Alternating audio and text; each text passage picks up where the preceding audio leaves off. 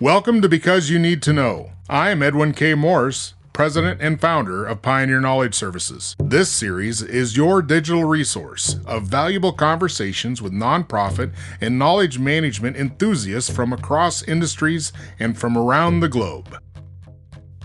Hello, my name is Kristan McMahon, and I live in Lakewood, New York, USA. My most fantastic job or work experience was a summer job I had in college as a parking coordinator for the 1996 Olympics in Atlanta, Georgia. I worked at the track cycling and archery venue, and it was exciting to be even a tangential part of the Olympics. We got to greet the athletes when they came in.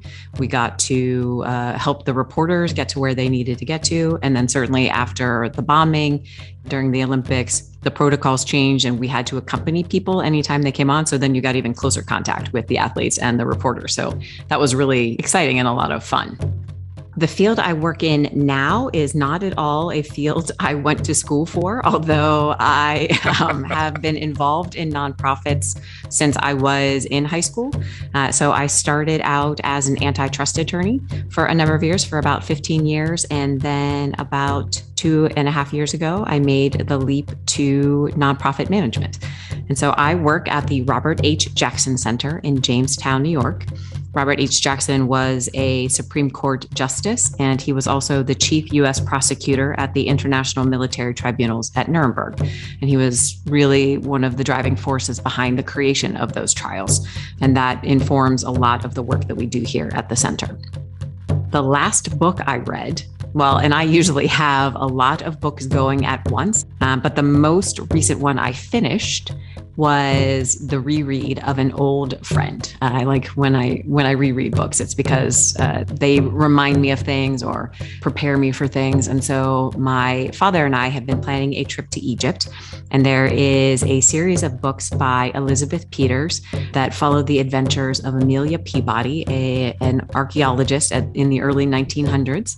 Most recent one I finished was The Snake, the Crocodile, and the Dog, which I think is book 5 or book 6 in the series. And I'm working my way through the whole series.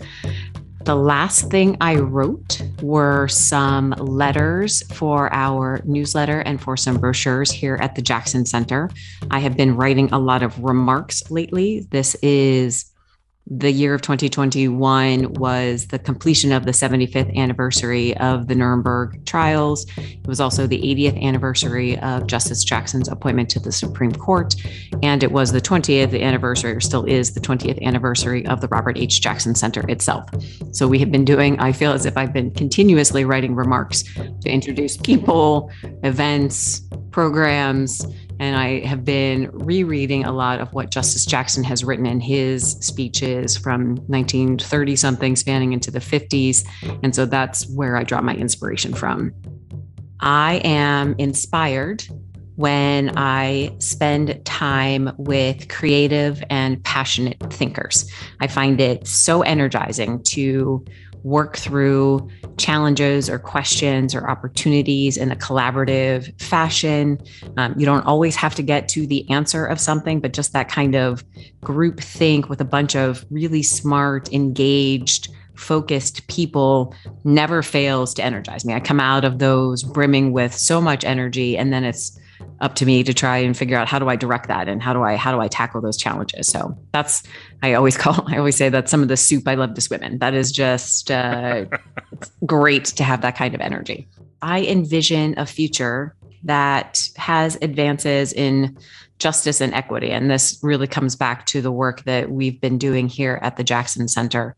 So because of all the milestones that we are celebrating this year, we wanted to take a look at what does justice mean in a variety of circumstances. So over the course of the year, we've done programs on racial justice, environmental justice, gender justice, LGBTQ justice, education justice, immigration justice is coming up for November.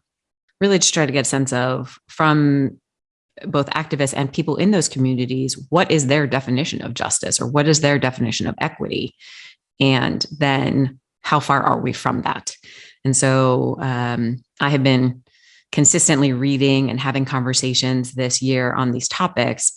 And I feel as if I am better able to notice inequities, and I am still not really good at it because, as a white woman, there have been some inequities in my life, but I can't say that I certainly understand the intersectionality of multiple layers of marginalization. But to my mind, equity is not pie. Making sure everybody has equitable access doesn't limit my access to things. And so I do also find myself a little frustrated with some of the conversations around equity and justice where people seem to think something is being taken away from them if others are given equitable access. And I think if I were to hazard a guess, I think what people are concerned about is needing to compete for things that perhaps they did not need to compete for in the past. And that may feel like a loss as opposed to a right sizing or a righting of the ship. I think of my own experience where personalities come into play, where there's a fear base where they're going to miss out, or they're having something taken from them somehow. And really that's a perception, not a reality, don't you think? I do think I understand that perception because, as I said, if you've never really needed to figure out how to achieve something because the path has always been open to you, then I can see how it might feel like that path is closed to you. And it's really just widening the path, and you may not get as far along the path as you expected to or otherwise thought you would without some challenges. Well, let's go back to, I think you said high school, middle school. Where did you find that first introduction to philanthropy or nonprofit support work? So I was involved with the Girl Scouts from a young age, and as I got older, then it was volunteering as well. So I was also a troop leader. I participated in Key Club in high school as well. And so that was probably my first real introduction to that level of service. And then my undergraduate university, St. Bonaventure, has a lot of service-oriented programs for students to participate in. And that was also, part of the Franciscan creed is service to others. And so you sort of adopt that without necessarily realizing it because the opportunities are everywhere. Everybody's involved in something. And so it's just, if you want to spend time with your friends, you're probably joining a social service organization to help with that. And then it continued into legal associations. And I was a chapter president for one of the AAUW chapters in Virginia as well. So it's actually hard for me to imagine a time in my life where I wasn't involved in nonprofits. Yes. Yeah. Where do you see the challenge now in the role of a volunteer? You've got a few decades of experience with the lifestyle or the purpose, mission-driven purpose of an individual to give back. Where do you see a challenge in this day and time? From the true volunteer perspective, I think that there's a bit of an age gap.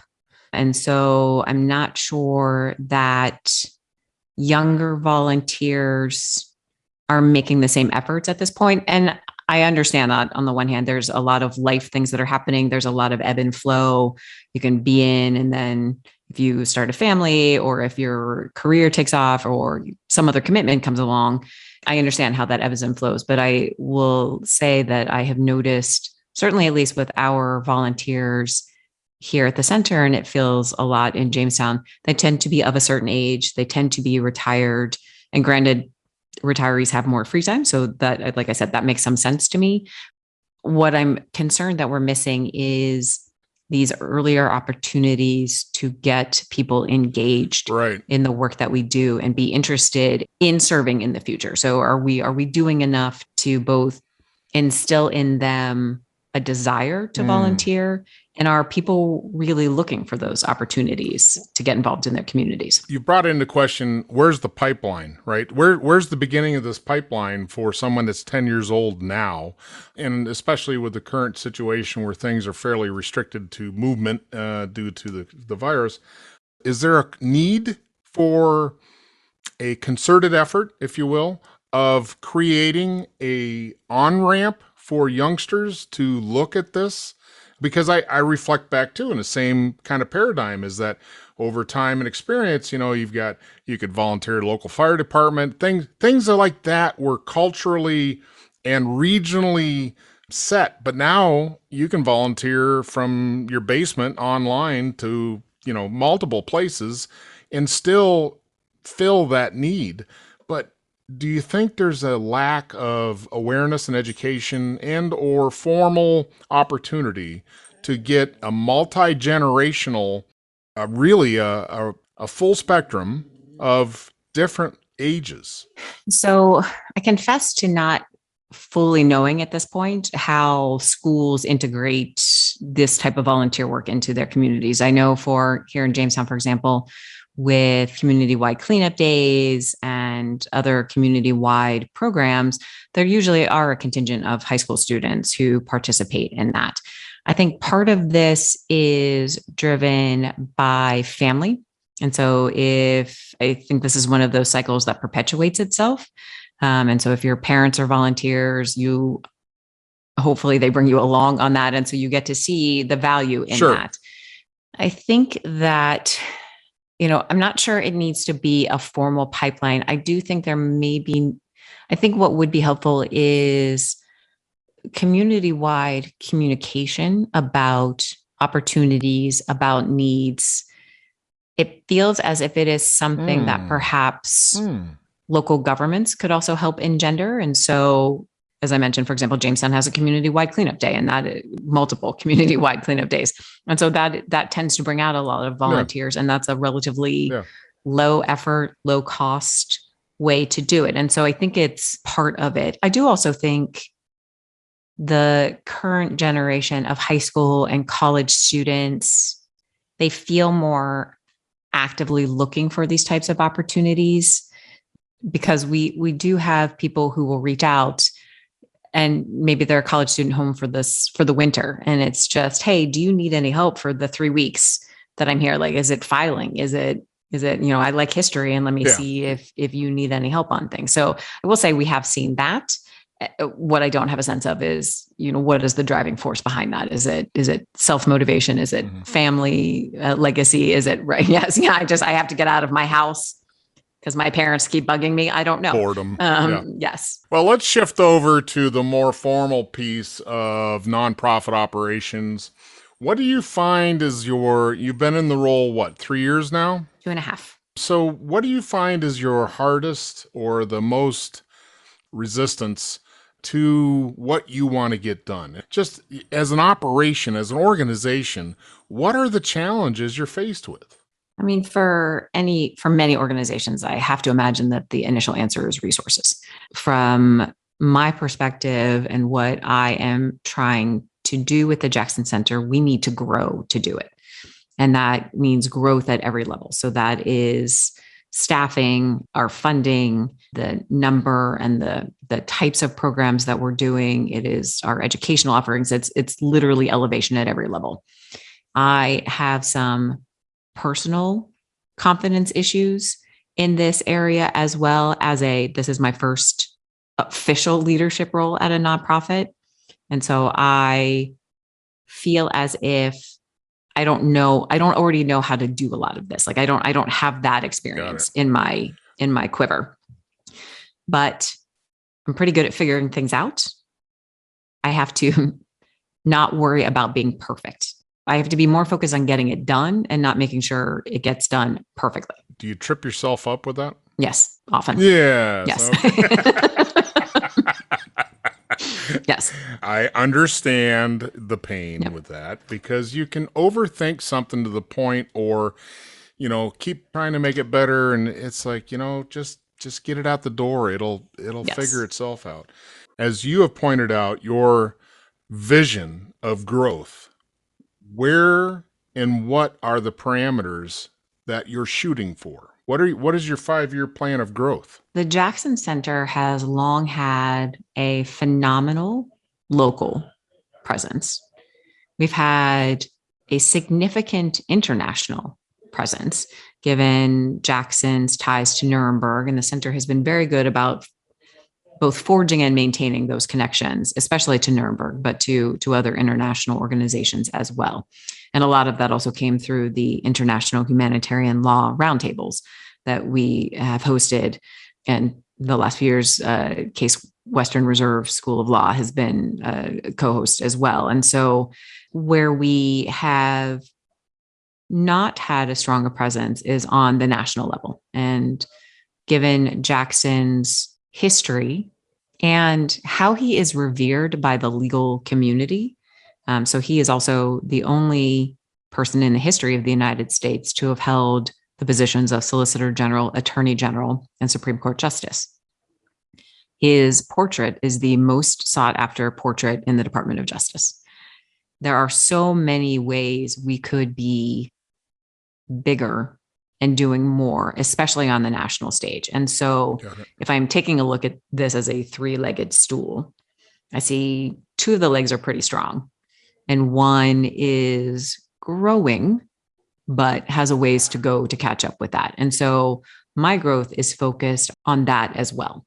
And so from my perspective, part of staffing comes to mind here because at the moment I do most of our programs.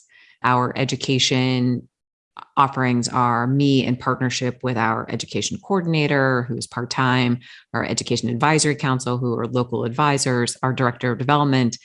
And so part of what I see that we need is a dedicated director of programs and a dedicated director of education to really give professionalism and shape to those, to enable us to expand into partnerships, new markets, do everything that we do better and broader. Well, that sounds exciting. It sounds like you're at the front end of a very large change. I think that's one of the reasons I was hired into this position. Obviously, I have a legal background, so that was helpful. And I'm certainly not the only lawyer to have been a director here. And it's been interesting to watch in Jamestown. I feel as if around the time I started in this role, a number of the nonprofits in town were changing leadership. It's really as if there's a new generation of nonprofit leaders here in this particular town. And there are a significant number of nonprofits in the Jamestown area. And I don't know what it was like beforehand, but from anecdotal comments, it feels as if this generation is more open to collaboration, is less siloed, is more interested in trying to support one another so we can all do what we need to do because very few of us actually compete against each other. Even if you think in your mind you do compete, really, unless you're looking at the same exact clientele, you're not really competing, but you could be very well complementary. Right. You bring up a good point on how things evolve, things change, things progress. I also hear there's some political changes that have happened of late in Jamestown, which have kind of shifted a lot of things. So the mayor of, I believe, at least 20 years opted not to run for, I don't even know what term that would have been. So we did elect a new mayor, and he took office on January 1st of 2020. So poor man, the vast majority of his tenure as mayor so far have been dealing with COVID and all that brings with it. But he is obviously of a much different generation than past leadership. He is an openly gay man. That has also allowed, I think, a lot of new ideas to flourish here. Again, being very new to the community, I had limited experience with understanding what it was like prior to January 1, 2020. I moved here in April of 2019. That most of what I just said is anecdotal, but people feel more comfortable expressing ideas, which has both its good points and its bad points. Yeah, exactly. We are very much in a politically divided area here. You know, there are a number of challenges that are being handled in the community that I have to imagine are the same as being handled in any community. Yeah. One of the things I've been trying to figure out is how do we depoliticize things that never should have become political in the first place? Yeah. Wouldn't that be great? Yeah, I have no answer for that. That'll be on the next show. I wanted you to know I'm thinking about it, but that's about as far as it has gotten.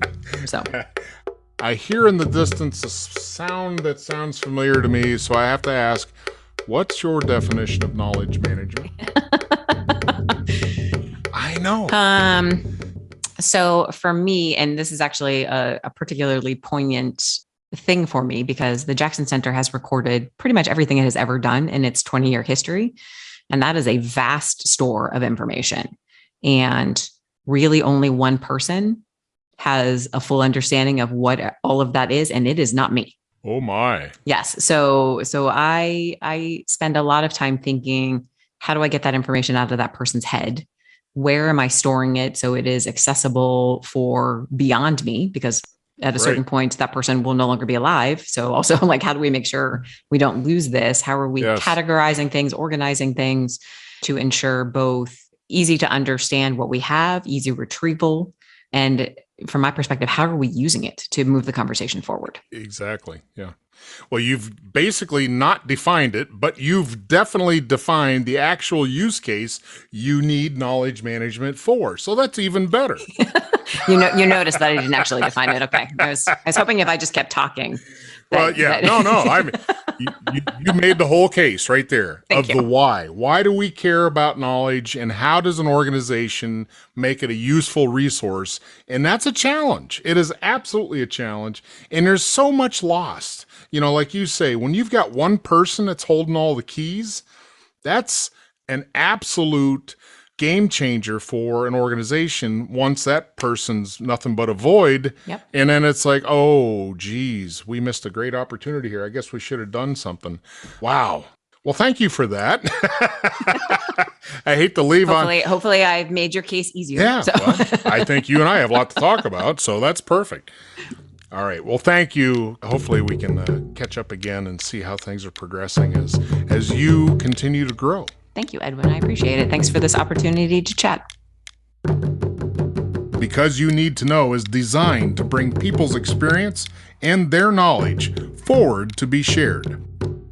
I'm Edwin K. Morris, and I thank you for joining in to listen to another conversation brought to you as a public service of Pioneer Knowledge Services, a nonprofit tax-exempt organization with a charitable knowledge management purpose. Find us online at pioneer-ks.org and add your voice to the conversation on Facebook.